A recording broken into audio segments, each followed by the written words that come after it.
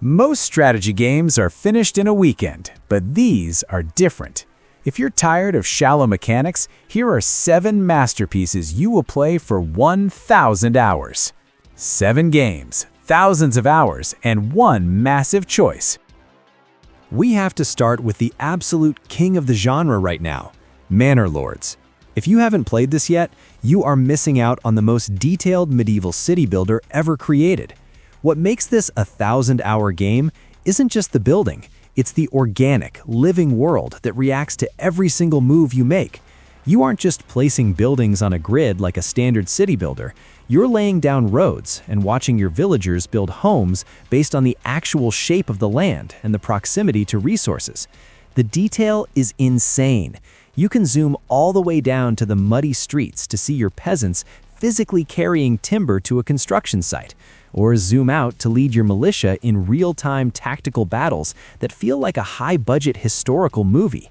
In 2026, the new Castle Life update has completely changed the late game.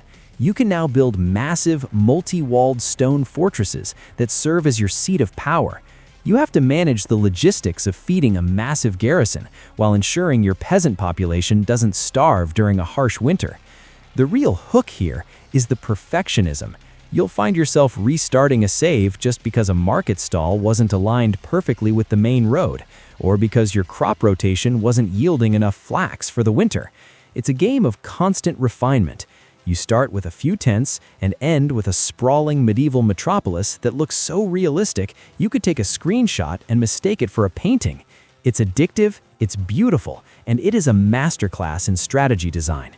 You will sit down at 8 p.m. to play for an hour, and suddenly it's 4 a.m. and you're worrying about the price of sheep. That is the Manor Lords experience. Next up is Frostpunk 2. If the first game was a masterpiece of survival, the sequel is a masterpiece of political management and societal collapse. You aren't just managing a small group of survivors huddled around a heater anymore.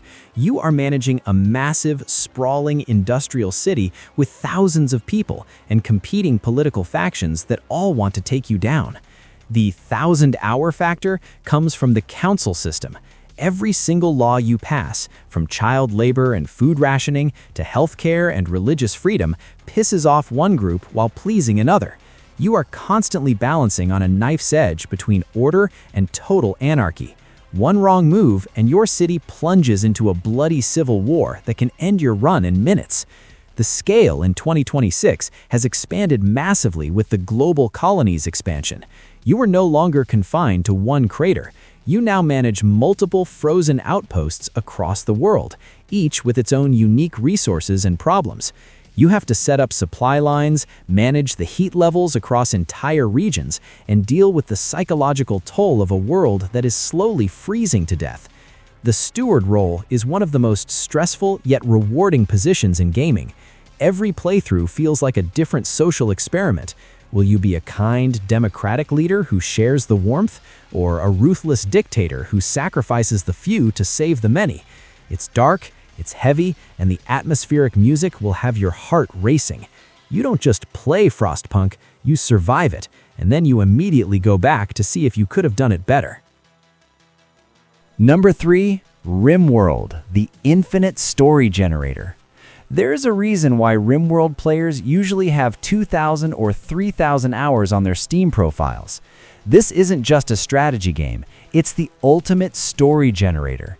You start with 3 survivors crashed on a distant, lawless planet, and from there, the game becomes whatever you want it to be. Maybe you want to build a peaceful, high-tech farming community that trades with its neighbors, or maybe you want to become a group of terrifying, organ-harvesting pirates who live in a mountain base. The AI storyteller, like Randy Random, ensures that no 2 playthroughs are ever the same. One minute you're celebrating a successful harvest and a new marriage between your colonists, and the next, a pack of man-eating squirrels is breaking down your front door while a toxic fallout cloud settles over your base. With the latest 2026 expansions, the complexity is truly infinite. You can now engage in genetic engineering to create super colonists, or dive into occult rituals to summon ancient beings for power. The modding community is also the best in the world. If there is a mechanic you want, someone has made a mod for it. You can spend 200 hours just perfecting the layout of one single base, only to have it burn down in 5 minutes because of a short circuit. And the best part? You'll love every second of it. It's the kind of game where you start to care about your characters like they're real people, making their deaths actually hurt. It's a bottomless pit of content that will keep you coming back year after year. Number 4, Chronicles Medieval, the sandbox revolution. Next on our list is a massive breakout for 2026, Chronicles Medieval. This is an ambitious sandbox that blends the gritty action of a third-person RPG with the deep strategic management of a grand empire.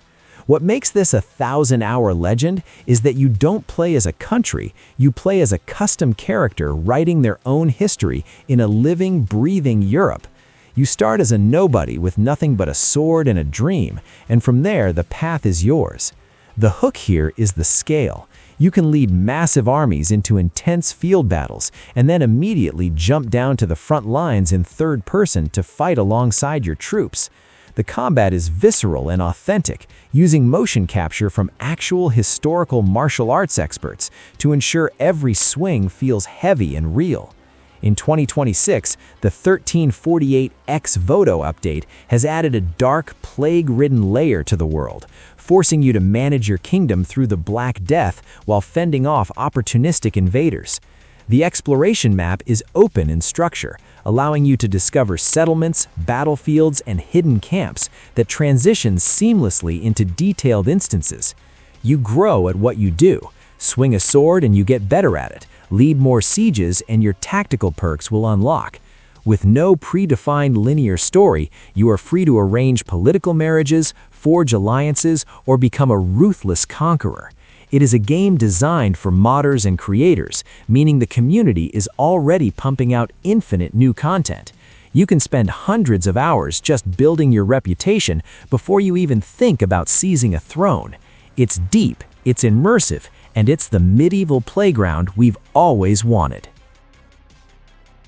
Falling Frontier, hard sci-fi masterpiece. For the space fans, Falling Frontier is the most anticipated sci-fi RTS in years, and it is finally reaching its peak in 2026. This isn't your typical click-and-drag fleet game. This is a grounded, almost hard sci-fi approach to warfare, where every ship, every resource, and every decision matters. The 1,000-hour appeal comes from the sheer complexity of its simulated systems. Ships don't just take damage, they fire thousands of rounds of munitions a minute, and when they break apart, you can actually see the individual decks and internal corridors through the physics-based destruction. The depth of logistics is staggering. You have to design your own ships from the hull up, choosing where to place sensor arrays and maintenance hatches based on a shared color language. You have to manage supply lines across vast star systems, where planets are no longer flat textures, but full 3D worlds with ridges, craters, and ravines. If you aren't careful, a single supply raid can cripple your entire offensive. In 2026, the scenario creator has opened up infinite possibilities, allowing the community to build entire galaxies with custom factions and ship colors. You'll spend dozens of hours just in the editor, perfecting your fleet's camouflage and tactical doctrines before testing them in the campaign or single-player skirmishes. The combat is a slow burn of tension, using intel and scouting to find the enemy before a single railgun shot is fired. It feels more like a naval thriller than an arcade game. If you want a strategy game that respects your intelligence and rewards long-term planning, this is it. Hearts of Iron 4, the Grand Strategy King. Even years later, Hearts of Iron 4 remains the gold standard for grand strategy, and in 2026 it is bigger than ever. The mastery required is what keeps people playing for years. You can take any nation through World War II, and with the latest 2026 Expansion Pass 2, the focus has shifted to the intense island-hopping campaigns of the Pacific. What makes this a 1,000-hour game is the nuclear research and special projects system introduced in the Götterdämmerung expansion.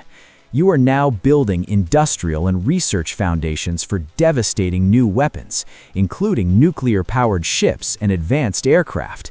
You have to assign scientists to specific facilities to unlock breakthroughs in land warfare, naval engineering, and rocketry. The new nuclear dawn mechanics have completely reworked the endgame, allowing you to build civilian nuclear power plants or stockpile atomic bombs that can play a warning to Japan music if you're the US. The Peace for Our Time pack, created with veteran modders, has added even more alternate history paths for nations like Czechoslovakia, allowing you to stand as a lone democracy or ignite a socialist revolution. Between the deep diplomatic systems, the world tension mechanics, and the near-infinite mods like Kaiserreich, there is always a new way to reshape history. Whether you are managing the global arms market or designing a super-heavy battleship, the complexity is limitless.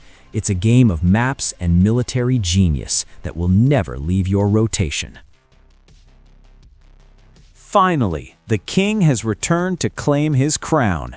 Total War Medieval 3 is the game the community has been begging for, and in 2026, it has finally arrived with a new engine called War Core. This isn't just a graphics update, it introduces the unit cohesion mechanic, which changes everything about how battles feel.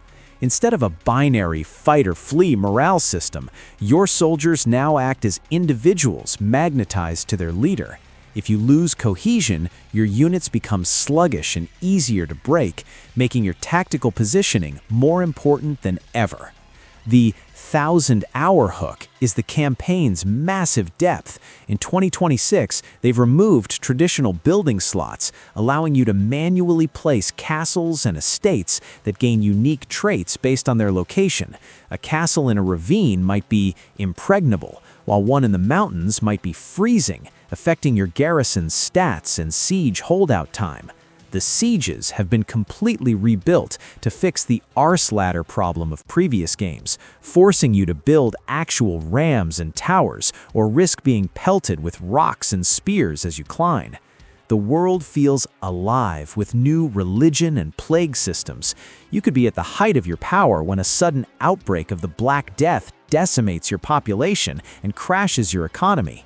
The level of immersion in the new multi-stage castle assaults is staggering. Whether you're arranged marrying your way into an empire or leading a desperate cavalry charge in the rain, Medieval 3 is the ultimate epic. It's the perfect game to end this list because it's a title you'll be playing for the rest of the decade.